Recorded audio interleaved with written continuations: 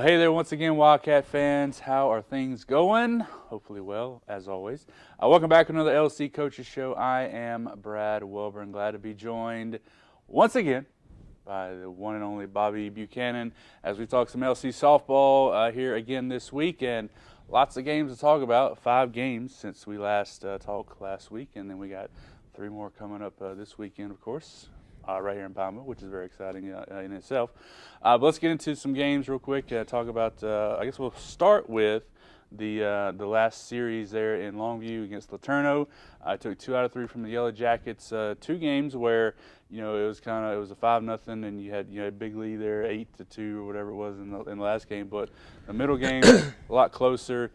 Certainly ended not the way you wanted it to, but overall thoughts on that 3-game set with the Laterno. I think we came out with a lot of energy, which is kind of what really sparked, the high numbers of scoring and the high number of hits that we had.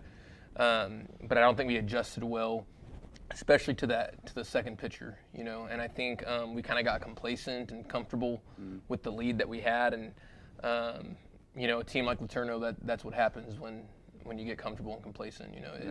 They can come back on you very quickly. So, and that's what they did. And it's unfortunate because I think we could have won that game as well. But overall, I think we're hitting the ball a lot better than we have in the past as well. Yeah. Talk about a couple bright spots from that series. Ones that kind of stand out in my mind. Taylor Hammock had a very good series.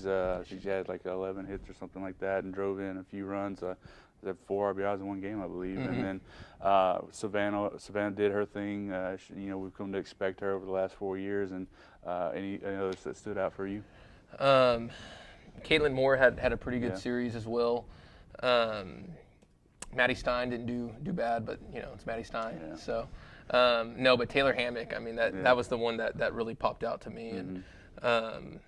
And after that game, I was talking to Coach Veit, our assistant coach, and I was saying how she's an RBI machine right now. And I think I was even mentioning that to you a little bit yesterday. So her bats come alive for sure. So that's encouraging to see. Yeah. And then moving into Tuesday's games, a couple against in-state D3 rival, if you want to call them that, Centenary ladies at Wildcat Park on Tuesday afternoon, evening. 2 wins there, very, very good. You got a run rule win in the first game, a little bit closer in the second one, but you're able to come out with the victory there. So I guess thoughts on that set? Yeah, I think once again our energy level the first game is kind of what created that. And we were getting on base, we were getting timely hits, we were doing all those things that we've been talking about in practice in the game, and whenever you can do that and have the team morale, have the team energy, have the hits, have the plays, have good pitching, when all that's together, we look very, very good. And we've talked about how we haven't been able to, I guess, finish the run rule on anyone because we've been there. We haven't been able to finish it, and so that was nice to get that under our belt and know that we can do it and we can push the envelope a little bit. The second game, once again, I think we kind of came out, I guess, a little stale, and so I think that kind of showed a little bit. Even though we did score a couple runs at the beginning, we kind of once again got complacent with the lead. But overall, I think we played well. Abby Sterling got that big home run in the beginning of the game, or in the first game, sorry. And Caitlin Moore once again an outstanding performance. Yeah. You talk about that second game and how you felt like they maybe got a little complacent with you scored 3 runs in the first 2 innings. And with Savannah pitching, do you think that that's a product of them maybe getting a little complacent with knowing what Savannah has been able to do in her career, that 3 runs is probably good enough to get you there? But obviously you would like to have a bigger lead to give her more room to work too. Yeah, and that's probably what it is. I think about that a lot actually because, when Savannah is getting 7+ strikeouts a game, that's 7 less outs the defense has to create on their own. Yeah. And so, I definitely think that happens. But as a pitcher, I would assume Savannah would like a few more runs, to give her a little bit more insurance. And so, it's funny how the mind works, like you're saying, because I really do think that might be one of the reasons why we kind of, sit back a little bit.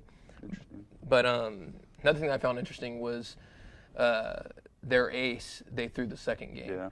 And we threw Savannah the second game due to a few things going on, with our academic side and everything. But so I found that I found that kind of funny because we were looking to throw our ace the second game, and so were they. But I think they were doing that in hopes of Savannah throwing the first game and then trying to get a W the second game. So. All right, let's move into this weekend series. Back to the ASC as Wildcats host Hardin-Simmons in a 3-game series. 2 games on Friday, 1 on Saturday at Wildcat Park. So make your plans now to come on out and take in some softball. Hardin-Simmons kind of struggling so far this year. I think they're winless in conference. So at least on paper, a series that you feel pretty good going into. Yeah, no, it's definitely a series we feel good going into. Once again, I think those teams are scary because they're hungry. Yeah. Just like Laterno, they right now they're not doing great in conference, and so I think teams like that you have to be careful with, and you have to show that you're in control early, because if you let them think they have confidence, they'll come back on you. Right. So it's also you'd say a good opportunity for y'all to kind of, you've won 4 out of the last 5 games or something like that, and to try to continue to build to a place where you feel like you're comfortable going up against anybody in the country, and a series like this weekend can kind of help y'all get there. Absolutely, and it also gives us a chance to maybe give a few other people an opportunity to maybe get those big moments. And I talk a lot about how important the pinch hit is, because our game is different than a lot of other sports. Yeah. We can't run the clock out. We can't take a knee and just say, hey, we won the game. Right. We can't throw the ball to LeBron James and let him dribble around and then take the last shot at the very end. Whoever's up to bat is up to at bat. And the only way to maneuver that is by a pinch hit.